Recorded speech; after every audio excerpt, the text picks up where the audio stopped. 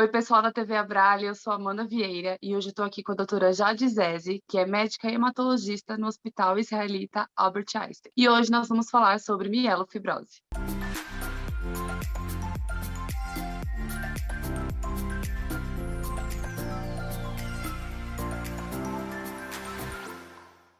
Olá, doutora, Oi. muito obrigada por aceitar o nosso convite, pela sua participação aqui na TV Abrale. Dia 20 de setembro é o Dia Mundial de Conscientização da Mielofibrose. E por isso hoje nós vamos falar desse câncer no sangue. Doutora, para a gente começar, eu queria que você explicasse o que é e como acontece a mielofibrose. Tá bom, Amanda, obrigada pelo convite, pela TV Abralha, obrigada, Amanda, por estar dividindo essa tela comigo. Então, a mielofibrose, ela é uma doença hematológica crônica, né? Ela faz parte de um grupo de doenças que se chama doenças mieloproliferativas, né? É um grupo de doenças que caracteriza por aumento de células na medula óssea, né? A medula óssea é a fábrica do sangue, né? O cutâneo que tem no osso, né? E ela ocorre por conta de alterações genéticas, né? Chamadas mutações no DNA dessas células. Essas células doentes, elas começam a aumentar dentro da medula, né? Ocupa o lugar das células saudáveis e gera uma fibrose, né? Uma cicatriz na medula óssea, né? O resultado dessa falta de produção dos componentes normais do sangue, da fibrose, ela vai levar a uma anemia, né? Que gera uma fadiga, um cansaço, uma redução das contagens de plaquetas, né? Que são as células do sangue que impedem o sangramento, né? Pode ter também aumento do baço, que essas células que estavam dentro da medula óssea, com a fibrose, elas acabam escapando assim da medula óssea e indo para outros lugares, né? Um dos lugares principais que ela vai é o baço e ele aumenta por conta disso, né? Lá acaba produzindo células do sangue. E uma série de mutações, elas podem acontecer na mielofibrose, né? A mais comum delas é a mutação do JAK2 e umas um pouco menos comuns é a carreticulina e a MPL. Em algumas pessoas, essa mutação, essas três mutações não são encontradas, né? Que a gente chama de triplo negativo. E algumas outras mutações também que a gente tem descoberto com os estudos, elas podem ser identificadas nos estudos e ajudam a definir para a gente o prognóstico e o tratamento dessa condição. Essa doença também, ela tem um risco aumentado de trombose, né? Assim como todas as doenças mieloproliferativas, então às vezes o diagnóstico vem quando um paciente tem uma trombose, que pode ser tanto o AVC, né, o derrame que a gente fala, um infarto, uma trombose, uma embolia pulmonar, é feito no momento do diagnóstico, a descoberta, a mielofibrose, né? E ela também tem um risco de transformação para leucemia aguda, que é uma doença mais agressiva e que foi abordada já em outras entrevistas. Na Abrale, a gente percebe muitos pacientes que demoram para ter esse diagnóstico fechado. Por que isso costuma acontecer? Então, Amanda, a mielofibrose é uma doença crônica e ela se instala de maneira lenta. Então, nos estágios iniciais da doença, onde tem pouca fibrose na medula, às vezes os pacientes não têm nenhum sinal e nem sintoma de doença, né? O que eles têm normalmente é alteração no hemograma. Então, isso acaba não levando o paciente a fazer algum exame, às vezes nos estágios iniciais, né? E para fazer o diagnóstico, a gente levanta a suspeita, né, em pacientes que têm, por exemplo, anemia, né, que é a queda dos glóbulos vermelhos do sangue, né, que levam oxigênio, nutrientes, né. Alguns têm plaquetas altas, que é mais nas fases iniciais dessa doença, e outros têm plaquetas mais baixas nas fases mais avançadas da mielofibrose, né. Também a gente pode ver no próprio hemograma, né, no exame do sangue, aumento da quantidade de células mais jovens, que normalmente não são vistas nesse hemograma, e que apresentem ou não o quadro clínico, né, como eu falei, muitos pacientes às vezes não apresentam sintomas logo de início, né? E então é por isso que acaba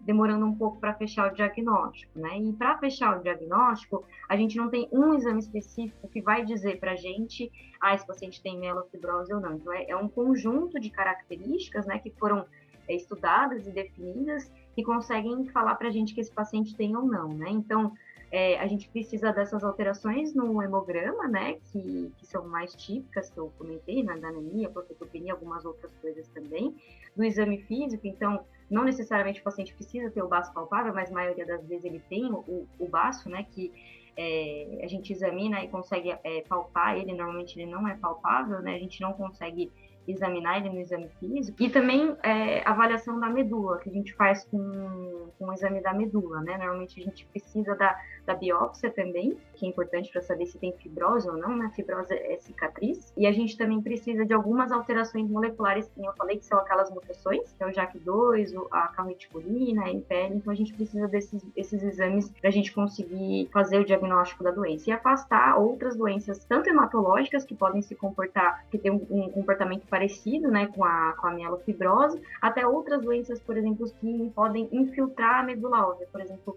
outros cânceres de próstata, de mama, ou às vezes até algumas doenças infecciosas que podem simular a mielofibrose. Então, é um diagnóstico difícil, realmente, de fazer. Entendi. Doutora, qual que é a diferença entre a mielofibrose primária e secundária? É importante falar disso também, Amanda. Vou explicar o secundário primeiro, que é mais fácil. O secundário é quando ela se desenvolve a partir de uma outra doença hematológica. Por exemplo, polissemia vera, que é uma das doenças mieloproliferativas que eu comentei com vocês, que cursa com o aumento dos glóbulos vermelhos, das plaquetas também, né? E pode estar associado ao risco de trombose, e também a trombocitemia essencial, que também é uma outra doença mieloproliferativa, pode cursar com isso, né? Enfim, outras doenças, né? Então, alguma doença causando a mielofibrose, a gente chama ela de mielofibrose secundária. Quando a mielofibrose ela aparece a primeira vez sem nenhuma história de outra doença na medula, ela é chamada de mielofibrose primária. Entendi. Existe alguma razão para ela ser mais diagnosticada em idosos?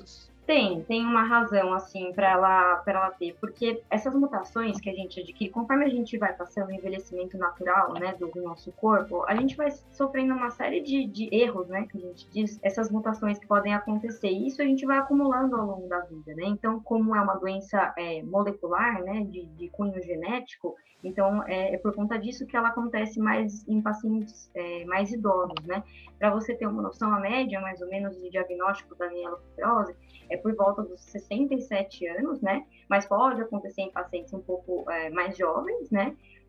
Até 20% eles podem acontecer em 40, 50 anos, mas a maior parte dos pacientes tem acima de 60, 70 anos. Mas é mais por isso, é mais pelo ganho de mutações ao longo da vida. Está gostando desse conteúdo? Não esquece de se inscrever no canal da Abrale para ver todos os vídeos. Tem muita coisa sobre o mundo do câncer. A mielofibrose, ela tem cura? Na mielofibrose, a gente tem um único tratamento que pode fornecer a cura, que é o transplante alogênico de medula óssea. Esse é o único tratamento atualmente da mielofibrose que pode curar, pode fazer a pessoa não ter mais mielofibrose. Só que esse tratamento é um tratamento mais agressivo, né? Ele necessita de quimioterapia, às vezes até de radioterapia, e não são todos os pacientes que toleram, né? Também não são todos os pacientes que precisam desse tratamento. Quando a gente fala então, assim, de cura é isso, né? A gente só consegue curar realmente com o transplante, né? Quando a gente fala do tratamento da mielofibrose, a gente fala em risco, né? O risco, quando a gente fala do risco de transformação em leucemia aguda. Então, a gente classifica esse paciente por meio de alterações no hemograma, por meio das alterações na medula, enfim, algumas mutações que a gente consegue ver, para saber se ele tem mais risco ou menos risco de ter leucemia aguda. Se ele tiver mais risco de ter leucemia aguda, ele tem indicação de transplante. Aí a gente vai avaliar se esse paciente tolera o transplante, né? Então, será que ele está tão debilitado pela doença ou por uma outra doença que ele já tem de base, sei lá, que ele não consiga, ou seja, muito idoso mesmo, né, que não consiga fazer esse transplante, já que é um procedimento mais arriscado, né, dizendo assim, se ele não for alto risco, né, o que a gente vai ter que pensar quando a gente pensar no tratamento desse paciente, né? Então, quando a gente pensa no tratamento do paciente, a gente tem que pensar em sintomas que ele tem, né, como a gente disse, então tentar aliviar esses sintomas e melhorar a qualidade de vida, né, que esses sintomas aí da mielofibrose, eles prejudicam a qualidade de vida, né? Então, imagina viver com fadiga, viver com cansaço, não ter disposição para fazer as coisas. Então, a gente tem que pensar muito nessa outra parte também. A questão do baço também é uma coisa que incomoda. Então, assim, para pacientes que podem e que precisam de transplante. Para pacientes que não precisam e que não podem de transplante, que têm sintomas, a gente tem algumas medicações que a gente pode usar, né? A principal delas são uma classe de remédios que chama inibidores de JAK2, né? Se vocês lembrarem, é aquela mutação que eu falei no começo. Então, os inibidores de JAK2, ele tem duas medicações atualmente que são aprovadas, né, para tratamento desses doentes. Então, uma delas é o ruxolitinib, que é uma medicação que já está aprovada há muito mais tempo, né, e muitos pacientes usam, e uma nova medicação que chama fedratinib, que é mais novo, né. Então, o ruxolitinib, ele veio para aliviar os sintomas da doença, tanto sintomas constitucionais quanto sintomas decorrentes do baço, né. Então, necessidade de transfusão ou incômodo mesmo, né, dor do baço e tal. Então, mas é uma medicação, né? Então, para a gente pensar em tratar é uma decisão conjunta. Ela diminui os sintomas constitucionais, os sintomas relacionados ao baço, mas também, assim, tem uma discussão que a gente não sabe se ela aumenta a vida da pessoa que usa os inibidores de JAK2, né? Os pacientes que têm mielofibrose. Então, mas eles melhoram muito os sintomas. Então, é uma coisa que tem que pesar e eles têm um risco pequeno de infecções, né? Pode acontecer. Tem outras medicações também que a gente usa, que é a hidroxiureia, né? Que é menos eficaz que os inibidores de JAK2, mas também ajuda nessa redução de baço ou nos estágios iniciais da doença, como quando a mielofibrose às vezes pode acontecer que está com uma leucocitose, que é o aumento do número de células brancas de defesa, né, no hemograma. Tem pacientes também que a gente precisa que eles precisam de transfusão, né? Então tem o suporte de transfusão que a gente faz, esses pacientes inevitavelmente às vezes precisam de uma transfusão ou outra, e aí a gente consegue pensar se essa transfusão está sendo muito frequente, né? E pensar em reduzir essa quantidade de transfusões. Aí tem algumas coisas que a gente pode fazer, tanto os inibidores de JAK2, né, quanto às vezes até quando o paciente não consegue tolerar a medicação, né, os inibidores de JAK2, até a retirada do baço, né, que é um dos fatores que faz com que os pacientes transfundam mais, né, o baço acaba pegando o sangue que está lá passando, ele sequestra, né, a gente não sequestra o sangue que está passando, né? E então tem alguns pacientes que são indicados a remoção cirúrgica do baço, então chama esplenectomia, ou às vezes até a irradiação do baço, que é com radioterapia, e aí ele reduz de volume. Eu sei que eu invadi um pouquinho até do tratamento, mas são essas questões. Esses inibidores, por exemplo, que você falou, ou algum outro tipo de tratamento, tem efeito colateral para o paciente? O que a gente pode falar com relação ao manejo desses efeitos para que o paciente tenha mais qualidade de vida? A qualidade de vida é uma coisa muito importante, assim, já que a gente não consegue curar todo mundo, né, da mielofibrose. Então, estar atento à redução de sintomas e melhora da qualidade de vida é uma coisa importante com o tratamento que a gente tem que prestar atenção, né? Então, assim, dos sintomas da doença, então as medicações são usadas justamente para tentar reduzir esses sintomas, né? Como eu falei, os sintomas constitucionais, perda de peso, melhora do bem-estar, né? E tanto dos sintomas relacionados ao baço, isso tem uma melhora, né? Quando você usa, por exemplo, os inibidores de JAK2, né? Mas eles também têm alguns efeitos colaterais, como eu comentei, de aumento da chance de ter alguns tipos de infecções, né? Então tem que ficar atento, né? Pacientes que estão usando isso, tem que ficar atento à febre, né? E algum sinal de infecção tem que comunicar logo o médico para a gente poder direcionar esse rastreio de infecção. E momentaneamente, às vezes pode acontecer, na hora que começa a tomar o inibidor de JAK2, às vezes piorar um pouco a anemia, mas isso em tese é momentâneo, isso tende a melhorar ao longo do tratamento. Então isso é um efeito colateral, mas não é um efeito colateral, é uma coisa que é esperado, assim, e depois eles acabam melhorando, né? E, enfim, os efeitos colaterais dos outros tratamentos, assim, cirurgia, né? Cirurgia é o risco da cirurgia, então tem que ser avaliado o risco cirúrgico de cada um, né? E a radioterapia do baço, como às vezes precisa,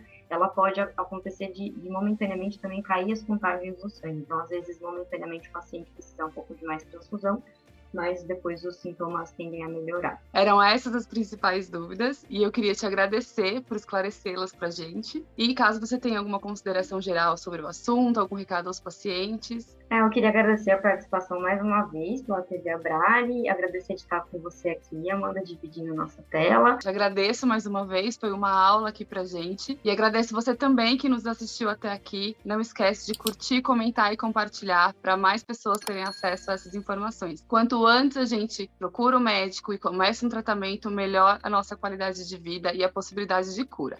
Então não esquece disso. Muito obrigada.